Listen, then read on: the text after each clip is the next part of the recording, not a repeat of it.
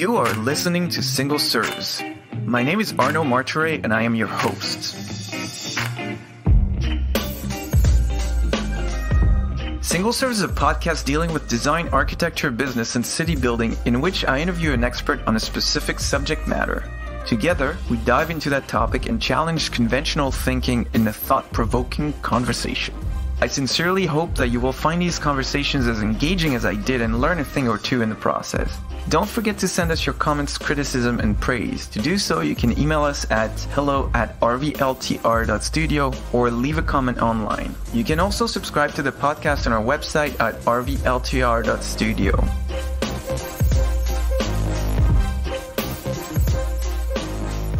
Ian Chodikoff is an architect, editor, curator, and design strategist experienced in research, programming, marketing, business development, and strategy. He has led communications teams and projects that include learning platforms, exhibitions, publishing, workshops, and events. Ian has consulted with municipalities, real estate developers, and cultural organizations. He has also led a national architectural association in which he remains a fellow, directed a monthly architecture publication, led conference programming, and currently plays a leadership role for a dynamic interdisciplinary architecture and urban planning firm. So thank you very much, Ian, for being on the show. Thank you for having me. It's an honor. So can you start by telling us who you are and what you do in your own words in 3 sentences or less? Sure, I'll give it my best shot. I'd like to think of myself as a synthesizer of ideas within the design profession. I like to think of myself as someone who can speak the different languages spoken by, let's say, an engineer versus an architect versus an interior designer. And what I do is develop and consolidate strategy for communication, business development, and marketing for firms. That's pretty clear and succinct. So the conversation for today, we're going to talk about the image in architecture. When you use the word image in the context of architecture, what do you mean? That's a very, very good question. And I think it's one of those questions that are not always easily answered by firms that seek to project their image. What is it? What is their image to the world? Kevin Lynch came up with this term. He was an urban planner in the 60s that talked about the imageability of cities. It's not, technically a word, but it really, what you derive is if you were to close your eyes or walk away when someone says, firm X, what do you think of them? What is their reputation? What is their level of cultural acumen? How good a designer are they, or how good are they with engaging community? And so when I talk about the image in the context of architecture, what is it, whether it's a building or really a design practice, what is the image that the public sees when they hear or see their work? Mm-hmm. So if we go back to the idea of imageability from Kevin Lynch, is that what he meant by that? Is that just a neologism used to describe what you just talked about? Well, it's been a little while since I've known the exact words, but he really, for him, it's sort of the city has an identity. And has an identity. Cities are in competition with each other. Los Angeles versus San Francisco, Paris versus Lyon, or Frankfurt versus London.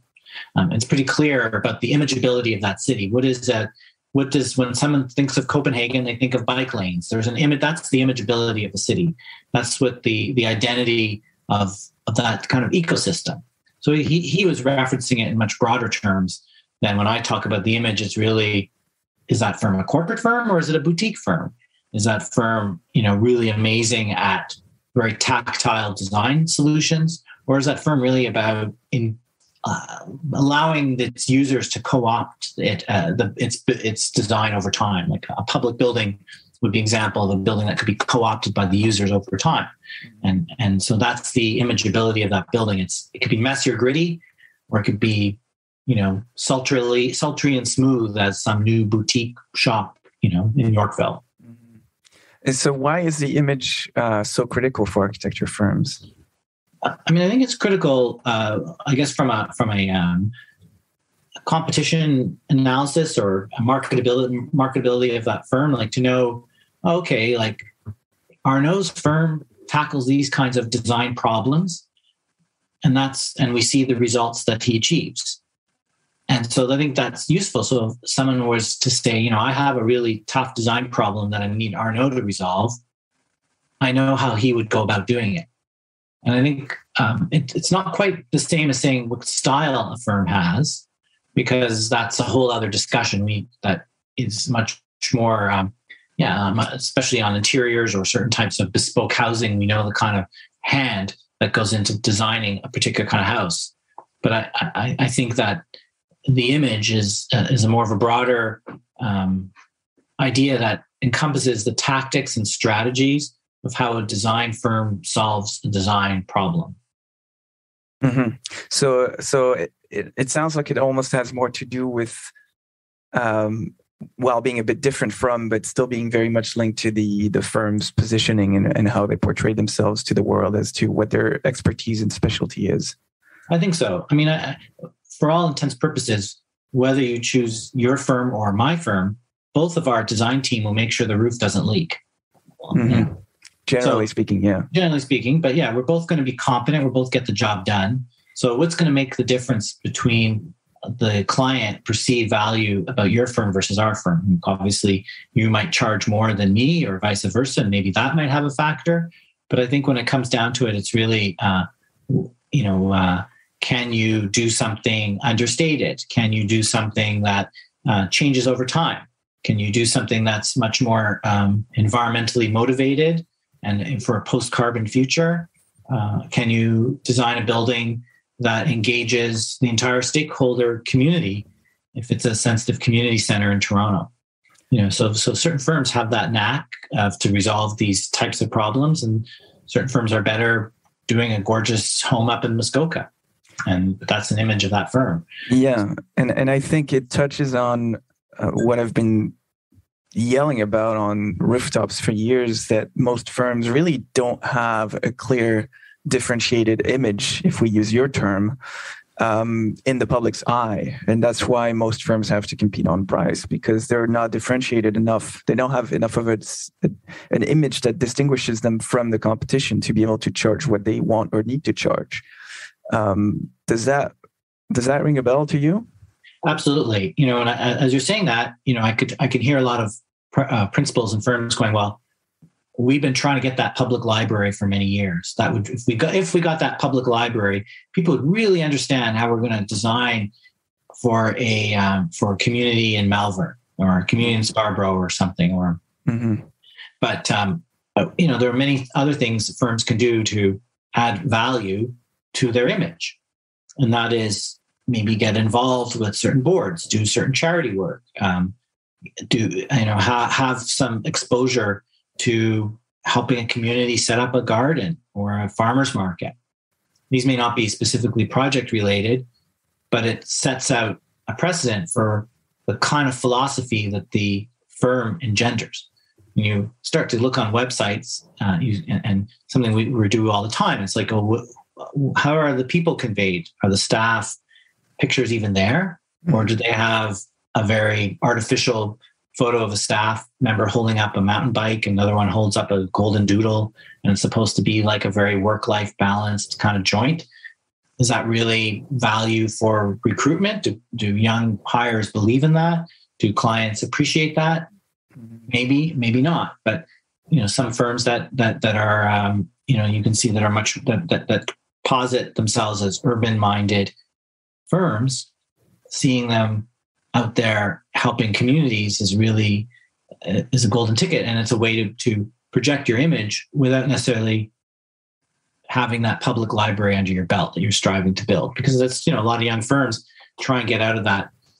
It's hard to get out of that realm just because of procurement and RFPs and interview process, and maybe the bench strength of your firm, it might be small, and so the client's not going to take a chance on you, and maybe the market currently is very busy, but it's still risk averse. So what can you do to enhance your image without necessarily waiting for you that moment when you get that gorgeous community library? Yeah, or do speculative projects, or there's so many ways that are more inspired by guerrilla marketing that firms can put themselves on the map. I think the speculative project still works because a client of mine has done a few of those in the last couple of years, And every time it's gotten them in the Globe and Mail and a bunch of other outlets. So it may not get them that big project they're looking at, but it certainly puts them on the map. And I know for a fact, I'm pretty sure that they've gotten work as a result of that exposure, even if it's not the work they were presenting to the world. Yeah.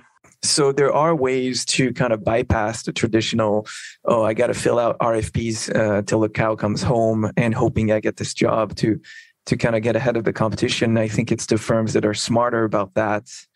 And the ones that are kind of do it intuitively. They don't have to be told. So I think, yeah, you're absolutely right. There's a very kind of community, almost intuitive way of putting yourself on the map. And then there's following everybody else's lead. And I think following everybody else's lead is the wrong way to do it, because then you're competing with a whole bunch of firms that are trying to do exactly what you're doing. I mean, that's a very good point. I mean, our firm, we obviously do a lot of real work. It keeps people very busy, and there's very important work where we do.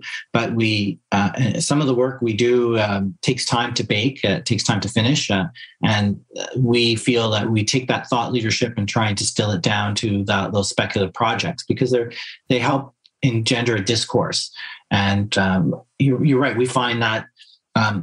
When it gets out there, people appreciate it. It helps with the discussion about architecture and design in the city, that more than just a transactional basis.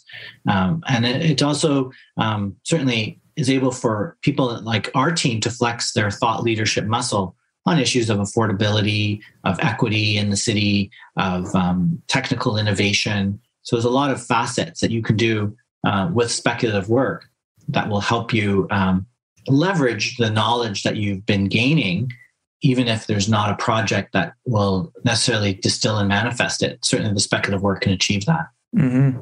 So in your mind, is there a way to kind of classify or define the different kinds of images that firm projects, or even the images of projects themselves? Do you have like kind of a way to sort that out in your mind?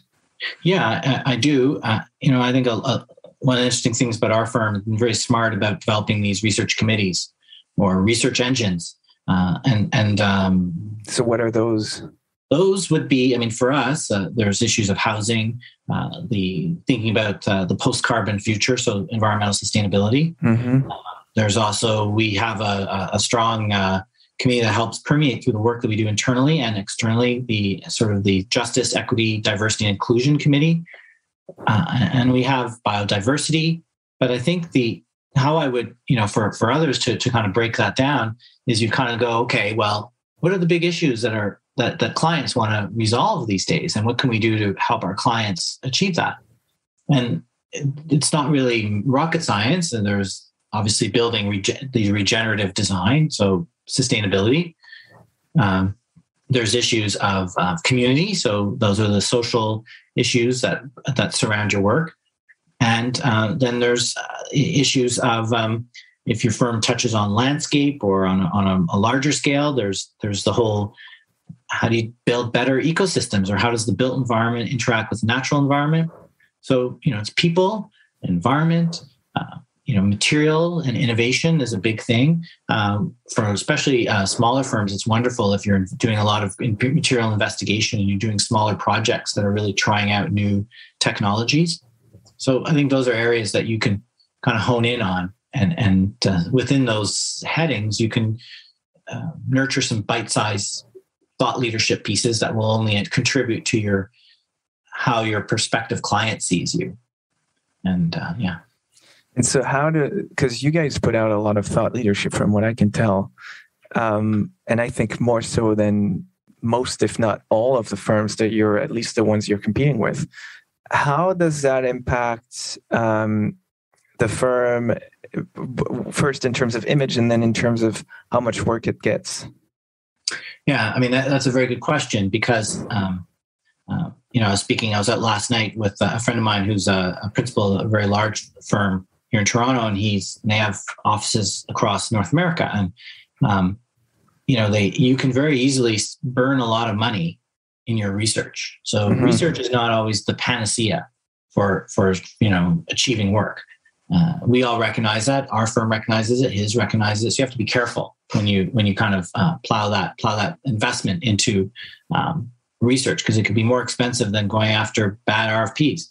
Mm-hmm. And often it you also don't want to subsidize. You don't want to give stuff away for free. You don't want to just say, "Oh, look, Madam Developer, look at this fabulous thought leadership we have. We can save you some money." And they take it, thank you very much, and go to a firm that's cheaper and doesn't do research. So you have to watch that input, how that comes back to the firm. I think for us, one thing it does right away is improves morale and gets people motivated and excited about the work that we do. That's certainly a huge direct benefit. Another benefit is it helps with gain trust. So I think in some ways, it's almost not what the work does, but how is the work received. And so when client looks, well, we may not, see direct value in that research you did, Mr. Chodikoff, but we love the firm. You guys are obviously full of a lot of gearheads and visionaries. We want to hire you. Mm-hmm. That makes sense. So you've been in the industry for some time now. How have things changed or evolved over the past 20 years? And specifically in terms of like the image and how people market themselves? Well, I mean, that's a good question. Sometimes I wonder how I managed to be in this industry for so long. Always a big note to, I think it's changed in the sense that nothing is to be taken for granted. I mean, I guess when I started the industry, we were in a recession. It was hard for folks like my age to even get work. Mm-hmm. It was a struggle. And then, the economy picked up and turned around. But as I was, coming out of school, a lot of firms really took a devastating hit in the late 90s with the economy, or especially firms that put all their money in one market. Mm-hmm. Maybe that has changed for some reasons, but it used to be, a firm would only be doing social housing, or a firm would only be doing condos, or retail. So I think firms are much more capable of diversifying even at all scales. The larger firms, obviously in the past 20 years, it's been a huge amount of consolidation. So firms have, in order to harvest the market or harvest sectors within the market, you see a lot of the, like firms like Dialogue and Canon and Perkins and Will and others, that you have to buy up other firms so that you can say that you did a library in the last 6 months, that you did a hospital in the last year at a certain scale or size. And that competition for those kinds of projects has certainly increased. And so firms needed to, buy up one another and merge. And that's something that's interesting, because doing so, you're hedging your bets both in markets and in sectors. So that's one thing that's changed. Another thing I think that is the smaller firms are much more capable of finding more interesting collaborative work, because the nature of networking has been facilitated. You can collaborate with someone in Europe much more easily than you could 20 years ago. And it's not just because of maybe because of the internet, but the internet allows you to find like-minded people more quickly. Always technology, I believe. It's not the technology, it's the people that technology brings together. And I think that has enabled new things to happen. And I think the gap between manufacturing and design is narrowed, and has allowed smaller design firms to do furniture or lamps or other specialty equipment in a building that may not have been so tenable 20 years ago, but with different methods of manufacturing and collaboration, that's now more readily achievable. Mm-hmm. So how would your variety of experiences from architect and urban planner to event organizer and magazine editor shaped your opinion on architecture marketing? Well, at times it might have made me more cynical, but I shouldn't be saying that. But in all seriousness, it has allowed me to really meet the diversity of practitioners that are out there. it's really quite extraordinary, the energy and the imagination that happens at all generations of designer, all backgrounds of designers. And so, certainly my career sort of showed me that kind of all bets are off, that, and you almost kind of see, I don't know why this Virgil Abloh kind of comes into mind, where he was sort of trained as architect and becomes a fashion designer. And I don't know if he would be the iconic image of how the profession has changed, but the culture of architecture and design is blurred. Architects have always taken influence from so many other creative pursuits, whether it's the visual arts, film, or music.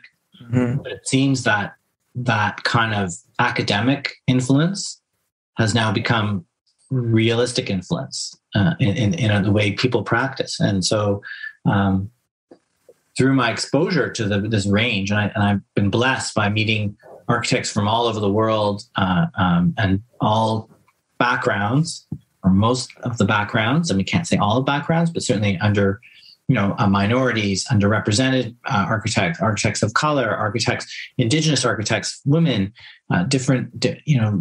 seeing the leadership capacities change about what is leadership in the profession too has given me a lot of food for thought and a lot of excitement, because when I started, it was much more of a narrow focus about what it means to be the star architect, the master builder, the generalist. That kind of verbiage doesn't seem to apply anymore. It seems to be much more entrepreneurial and socially motivated, and that is very exciting to me. Yeah, I can see that, because when I was in school when I started school about 20 years ago, architecture school, that is, the big names, the aspiration were still the Frank Gehry's and Rem Koolhaas and Tom Maynens of the world. That was the kind of aspiration to be. And I think, and I have no actual evidence of that, but based on what I see around the industry, it seems like this has waned a little bit, and there's more of a diversity of, it's almost like the internet has democratized design in a way where you don't have to be a superstar architect to gain traction. If you have a decent project or a cool idea, the internet might give you a break and push you to the forefront. It requires an incredible amount of luck too, because good work is not the only parameter that needs to be fulfilled. But I think there's more of a democratization of access to the public as an architect than there ever was. Yeah, I mean, you bring up some interesting points, and I don't profess to have all the answers, but it used to be you were published in a particular magazine, print. Mm-hmm. If you had a monograph, print. Maybe you had a exhibition in real life. Mm-hmm. Maybe you made it to the Serpentine Gallery as a designer, or the Venice Biennale. Like, there are certain sort of touch points that would be on your bucket list to become your superstar architect. And some of those are still very important and still remain. And in fact, I guess they all do to some degree, but you can do a lot you can do a lot to circumvent that if you don't make it, if you don't think you make it. Of course, the challenge is you can get a lot of B+ architects out there, meaning the ones that just reside under the A level, the so-called A level. You can get a lot of B+ architects, or maybe even the B- ones that aren't even building anything, but they can put a hell of a show on their landing page for their website. But what have they done for the society lately? They have some ideas, but it's not realized. There's no real clients. They haven't really been tested by builders. So, it's kind of like so many other things with the last 20 years with social media and the internet. What is real? What is fake? What is your imageability? Back to that issue. Is it a big bubble of nothingness, or do you have a lot to back it up? And then there are also a lot of people that do amazing work and have very little presence on the web. But so sometimes, we all look at images now and, is that real? Is that a rendering, or did that get built? And if it did get built, is it on a perfect day when there's no people or no cars, or the first day it was open, but not 5 years later? Where's the grittiness? So yeah, that's an issue. I remember when I was in school, like towards the end of my studies, that was a dozen or so years ago, I spent a lot of time on blogs like Art Daily at the time. And then I started realizing that they put a lot of unbuilt projects on there. So basically renderings. And after seeing a couple of those first before being built, so as a rendering online, and then the project being built later on, and being highly disappointed in the finished project not living up to the expectations of the renderings, I really became skeptical of looking at renderings online, because they're always very sexy, obviously.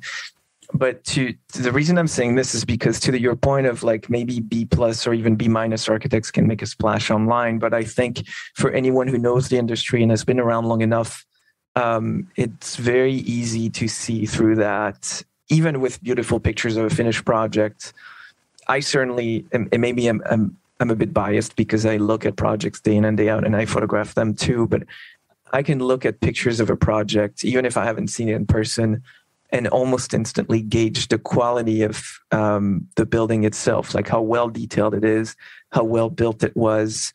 So I think if you look at that long enough, you can't really fool anyone. You might fool the general public who doesn't know about architecture, and there could be a danger in there because they're the ones who are going to hire you.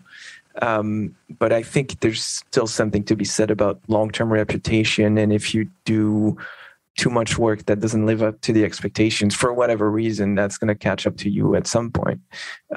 You only get so many free passes before your reputation is destroyed, right? And I think that leads us to an interesting point over the reality of social media and its influence on the architecture industry. Can you explain, in your mind, the myths and realities of social media for a design firm? Right. Well, I think this is a tough question. Again, you don't want to sound like the economist that says, "Well, it depends." but I think these are things discussions we have a lot, but both internally and with my colleagues, is that the key to a successful design platform is that it has to be consistent. You have to deliver consistent content over your platforms day in and day out. It's a bit of a churn. And in that pressure to be consistent, sometimes you're just throwing a past project, a current project, and stuff out. And you're just putting stuff to fill the air. So you shouldn't necessarily be doing that.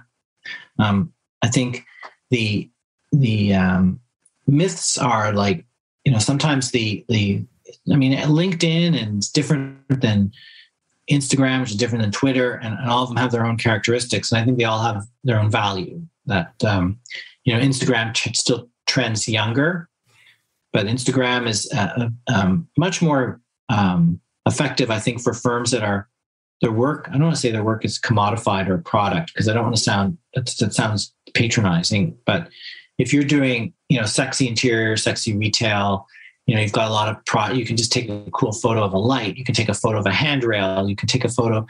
Those things work well on Instagram because people kind of get the gist in a very small, tangible items. Mm-hmm. The larger, ineffable things of public buildings, for example, universities, hospitals, community centers, that's harder to convey in an exciting way on Instagram or even on social media generally. What it does do, Instagram's really good for conveying the culture of a firm. Mm-hmm. I think that's one aspect too. So if you're, obviously again, the small jewel-like projects go very well on social because they're quick and digestible. But cultural things work well. Some firms, put a lot of photos of their team on site, or maybe their team has these sort of parties or events, and those things can work well. And then, other platforms are much more effective at conveying policy elements, housing affordability, sustainability. Those are prime examples of that. So many of my colleagues, they do a presentation, they do a conference, they do a talk. In COVID, you can be doing 5 conferences in 5 different cities in one day. It's very easy, but because you can just do it all virtually, and you can project that out onto LinkedIn and your website to kind of prove your chops in terms of a particular facet of the work that you're doing. And I think you can achieve some success with that.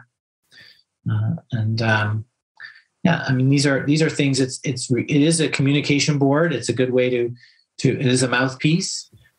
But I guess it's always important to be authentic, because sometimes you're sending out messages and sometimes it can be kind of normative too. Like, well, so what if you're doing geothermal? Isn't everyone? Well, so what if you're, achieve LEED, people used to joke about achieving LEED gold. Like, so what if you've achieved LEED gold? I mean, and I think you can tell me if I'm wrong, but I have a hunch that this is generally true. I think most people and firms alike get on social media without really thinking about what that will do for them or what's the purpose of getting on social media. Because let's be frank, we've all been at that point where, everybody gets on Instagram and then you feel left out. So you're going to get on Instagram. And I remember my Instagram started just posting pictures of food and my new bike and whatever stupid stuff that no one cares about 12 years ago, like way back when it started. But I think when people get more serious about social media and they start spending a lot more time and resources to like strategize and curate the content that's going to be on there, one of the questions that they rarely ask themselves is, why should we be on this platform to begin with? What is it going to do for us? And I think there's a bit of a rat race happening on social media, especially with Instagram, like the more visual ones, because everybody's on there. So people think there's a huge network effect of people think, oh, if everyone is on there, I need to be on there too, without really questioning the reason why. And I think that's an issue with a lot of firms' endeavor on social media, because I don't know that it necessarily, some firms clearly benefit from it and have become masters at it. So there's no question it can be useful. But I think too many firms just do that and they kind of do half-ass it to do what their friends do, but not really make sure that it serves them. And I know this is just an example of one, but I haven't been on social media except for LinkedIn for over 2 years now, and it hasn't affected my bottom line. As a matter of fact, I made more money since I stopped being on social media than I had before. So it's not necessarily an argument to say, well, I have to do it for my marketing. It's like, what kind of results do you get out of it is a real question. And if that doesn't serve you, why are you on there? What are your thoughts on that? Well, I think that's key. I think the website is your basis. The website is the brochure everyone needs to have. That's kind of a given. When your client goes Googling, they're going to go. They're going to be looking for you, hopefully, on the website. And Instagram or any social media platform, they all have. I think you just have to be clear about what kind of audience are you going after. Because again, like if you're a larger firm and you need, you need to recruit people, you need to be on new young hires radar. Social media is a good. Why not? If you're and I have a friend who's a fairly medium-sized interior design firm principal, and the only reason they have an Instagram account is for recruitment purposes. Yeah. So they know that. Yeah. Some people are very clear on that. And some social media platform, like if you're a type of build, you might be involved with the cultural industry, and you're involved with museums, and you do. There's certain things that your work might tie. There might be an aspect to your work that will tie into other discussions online, and I think that's a fair assessment. Let's say you do, like retail would be a good example. It's often very specialized lighting applications and specialized hardware, and linking that to a broader discussion is useful. Like for ourselves, when we're dealing with transit or with housing, we want to be part of that larger conversation because we're players in that market, and we need to assert ourselves in that online discourse. So whether it's, so comments online, Twitter and LinkedIn are very helpful because we're engaging with city planners or municipal bureaucrats who tend not to maybe be so visual, they're maybe more policy oriented. So we want to be part of that discussion. So whether your discussion is through text or visuals, just understand what's your kind of conversation do you want to be part of, I think is maybe a good question, good place to start. Yeah. So if you think of it in terms of like, if you were to do a media campaign to promote a project, if you did it well, you're going to really think about the kind of publications you want to target, and you're going to write your media kit specifically to target those publications. So I think when it comes to marketing, it has to be the same thing. It's like if you're thinking about getting on social media, if you're not already on there, or even if you're already on there, the real question is the audience you're targeting on those platforms? Right. So if you're a high end or even a mid range residential interior designer, and all you do is like houses between $2 and $5 million of the property value, then you know that your target's probably on Pinterest, maybe on things like House, maybe a little bit on Instagram. But so the platforms you're going to target are different from if you're a company that does large institutional projects, where you're probably more likely to target the proper audience on LinkedIn, in trade magazines, places where the property managers or the building managers hang out, things like that. Does that make sense? Yeah, absolutely. Yeah. And sometimes we've all been there where, your campaign might be really to target 5 people that you might be able to identify by name. And you almost want to know where do they hang out. Mm-hmm. Like you could get very granular and drill down to that level. Yeah. And I would say be creative too, because if you know that person X goes to that restaurant every day, maybe the best approach is to go hang out at that restaurant and approach them in person. Maybe. Yeah. Or you see a lot of, if you want to do cultural buildings, go hang out at the art fairs. Mm-hmm. You want to do, So if you want to go, that's a whole other aspect of marketing. I remember a few years ago, I was doing some consulting work with a healthcare firm, and I showed up at a healthcare conference. I was the only architect in the room. Mm-hmm. So it was. How many leads did you get out of this? I got a couple leads. It was remarkable, and I certainly was. Do not profess to be a healthcare expert, but as an architect, we can translate issues into a visual solution more readily than someone who's not an architect. That's sort of what we do. And just by being there, it was appreciated because, you're in the healthcare profession and you're planning facilities. You don't know who to turn to. You don't know what's out there. You don't know where to start. Yeah. And I think that's a telling example, because an acquaintance of mine is both a licensed architect and an MD.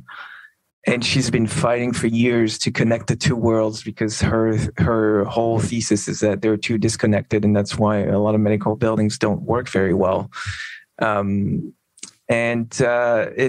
She's probably the only one in the world, and maybe one of a handful that has that kind of education. So it speaks a lot to having the ability to zig when everybody else zags, and see opportunities where no one else sees them.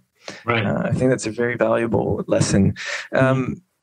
Because you've been in this industry, and especially looking at marketing for so long, are there some particularly egregious mistakes that you see firms making over and over when they market themselves that you can pinpoint? It's hard to things that pop out. It's often the case of the on time, on budget. I mean, well, we're hiring you to be on time and on budget. You say you're going to be on time and on budget. Yeah. It's like, to market that when someone says, oh, can we have a 3:00 appointment? And you're going to market yourself, I always show up at my 3:00 appointments. It's not great. And you can do better than that.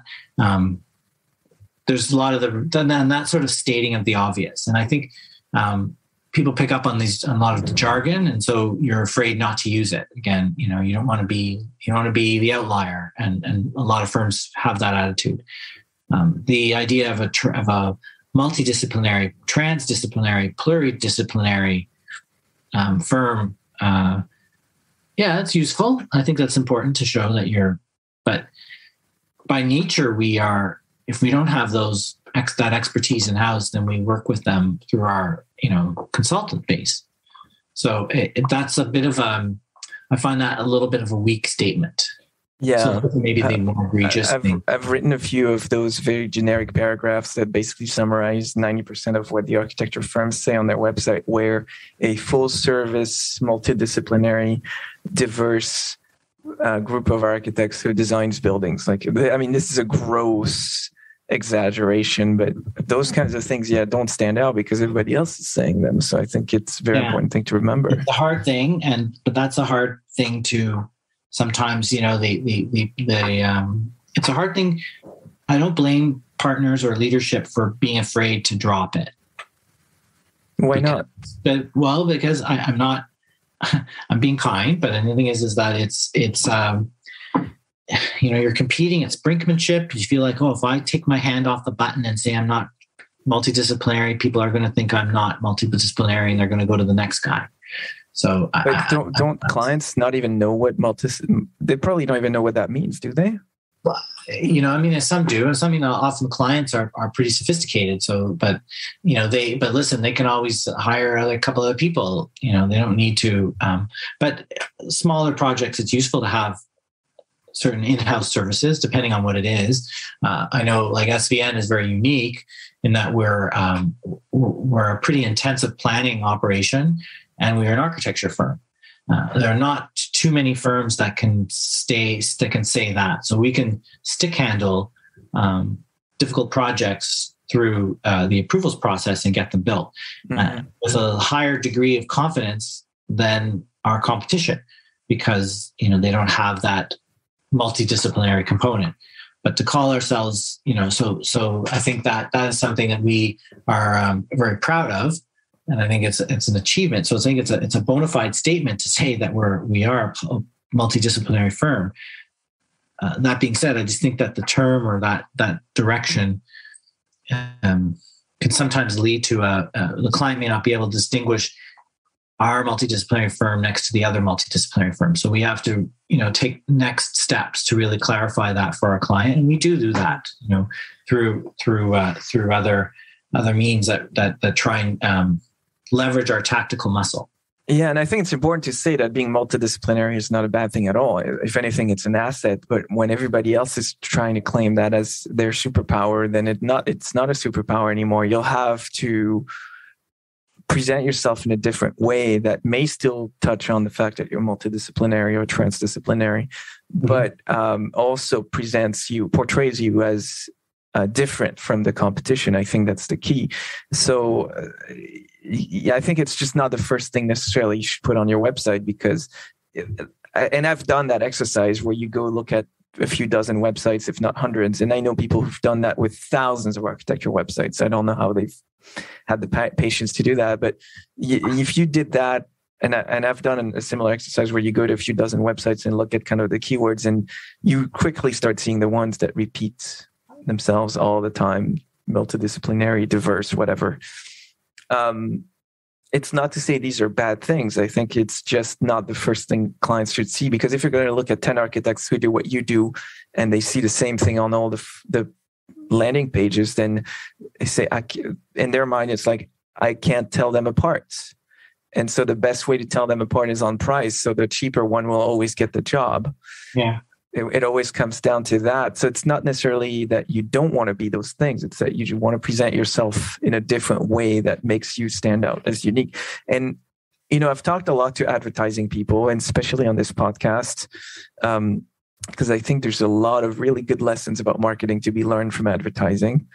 And most advertising is total shit, 90% of it. And there's a number of reasons for that. But occasionally you'll see a very creative ad come out. And usually they're funny or quirky or some variation thereof. Or some of them can be like really emotional. That works too, like tearjerkers almost. But the ones that are effective at keeping X brand or brand X on top of your mind are the ones that stand out one way or another.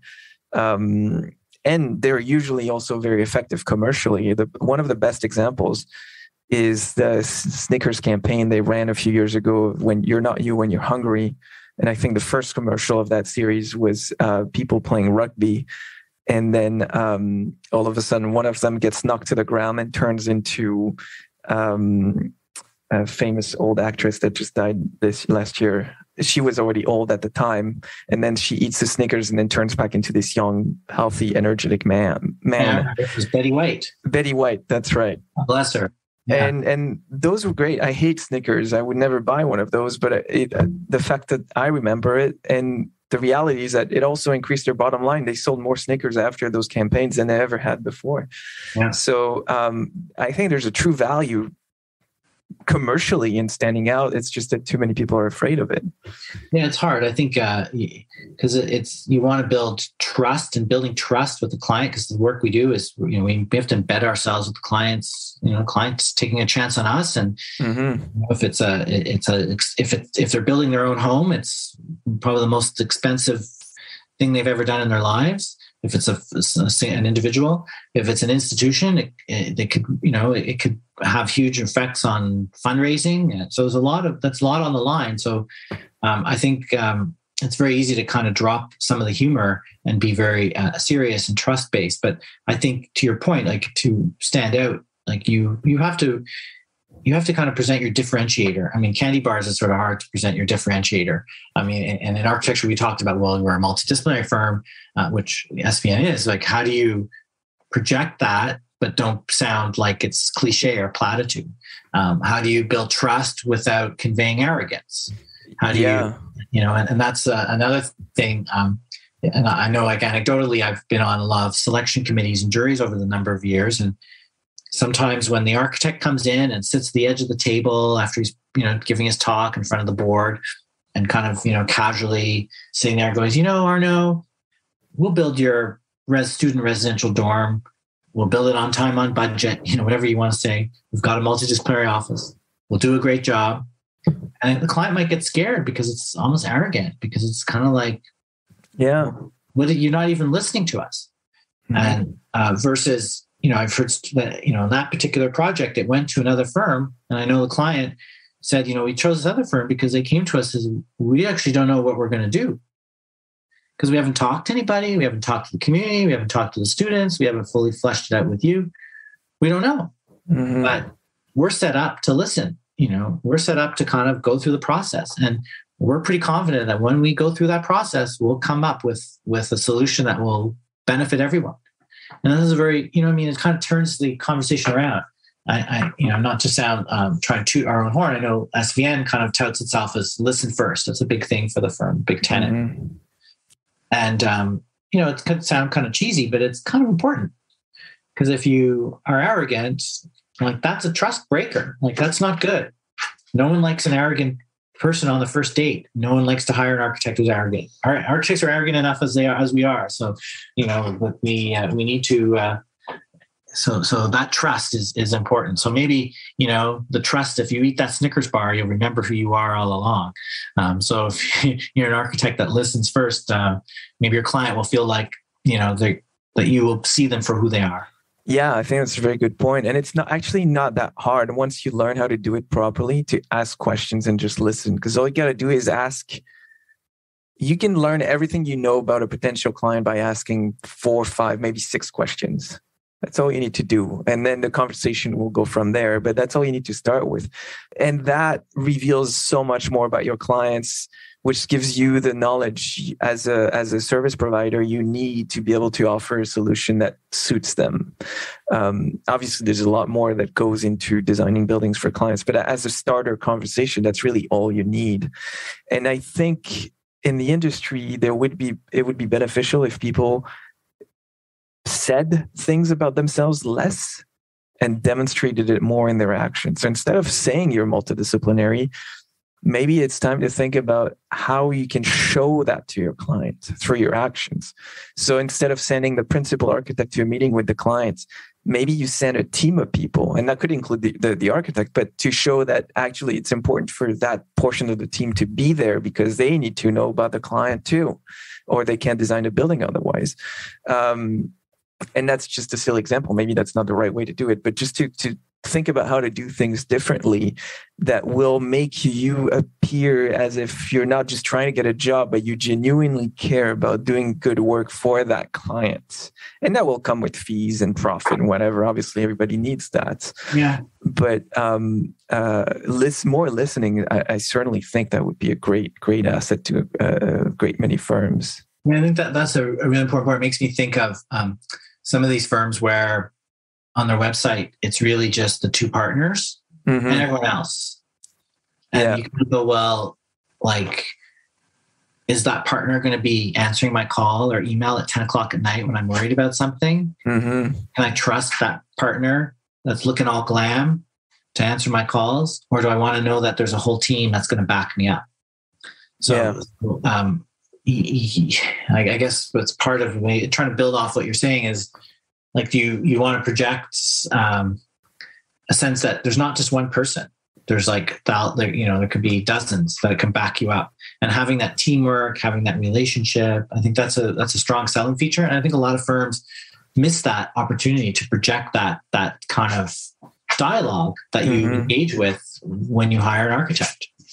The myth is there's never just one person. And sometimes the person who claims to be behind the masterpiece is not even doing any work, They're just basically lending their name to it. So, it's a very good point. I mean, again, I always remember once it was a very, very large public building, and I was on the selection committee. I was consulting with it's a nice way the way they handled it. It was almost like a mini competition. They sort of paid along the way, invited. Mm-hmm.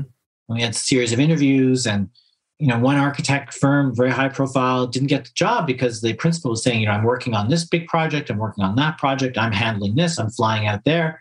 And the client was like, well, who are we going to call? Clearly, like, are you going to handle our project? And what other projects are you working on? And he's like, oh, I'm handling them all. They're all under my charge. Don't worry. And they're scratching your head going, well, that's like, do the math. That's just not possible. There's not enough hours in the day. Yeah. Versus, a team, the teams that did better would be, to your point, like where you bring in the principal and the more junior staff, they're all in the room. They're all going for the interview. And it's like, woo, like we've got a team here. Mm-hmm. Like that's a strong selling feature, that you've got a team, we've got someone back you up, we've got a crack. We just hired this new landscape architect. We're not even an architecture firm, but we've got a landscape architect. I'm not talking about us, or this session, but yeah. When you walk in and go, you hire us, like we just picked up this amazing woman. She just came out of this program. She's doing all this award-winning stuff. We're so glad to have her on the team. She's got a couple years experience, but boy, is she a good designer. Mm-hmm. But you not worry, because I've got 1,000 years and I can handle it. So you have the range, and the client would sit there and go, why not? Yeah, because there's also always like, what if something happens to the principal? Even if they just get the flu for 2 weeks, like, is the project stopping? Yeah. It's those things. Yeah, it's important to think about. I think we've covered most of the questions I had for you. The last one I have is, if you had one piece of advice for any architecture firm regarding how they market themselves, what would it be? I think it's really people first, and be authentic. Like, really sell the identity of how you solve a problem. Like, I think that, because it gets back to this conversation, like when a client is going to hire you, it's like whether you're going for a job as a person, or, your first job, or whether you're going for a major airport. Mm-hmm. When it comes down to the wire, if, both your firm and my firm we both did these great airports, yours might've been in Paris, mine might've been in Berlin. But when it comes down to it, what's our team and what's our people? So I think really selling the people behind every design, I think that's the greatest asset you can go with. That's a great piece of advice. And I would add to that, think of every touch point with your potential client as an opportunity to sell, even if you're not saying anything, but just by the way you act. Right. So things as simple as like showing up a few minutes early. Whatever the case may be, there's so many things you can do, but I think that's a thing that a lot of people tend to forget, and I have forgotten it in the past too. But I think ultimately people judge you by all those micro kind of touch points that happen throughout the interaction. And when you work on a project that lasts for years, you don't necessarily have to maintain the perfect standard, because nobody's perfect, but it has to be at a certain level throughout. Otherwise, and there's also the fact that as projects kind of get longer and longer, or go further and further in time, you have to work harder to maintain the same level of trust, because trust tends to wane a bit over time. So if you don't work extra hard to maintain that trust, that could bite you in the ass too. Yeah, that's a good point. And it's consistency. Mm-hmm. Yeah, that's a perfect way to summarize it. Consistency. I think this was a great conversation. We went in many different directions, but all kind of somewhat relevant to the topic of the image. So I want to thank you very much for giving some of your time to this podcast, and I look forward to the next conversation. Arno, I appreciate it. I appreciate your authenticity. I appreciate your consistency and your reliability. You're very welcome, and a bit too kind too. But that's a different conversation. No, but, you're doing great work. So thank you. It's an honor to be part of it. It's my pleasure.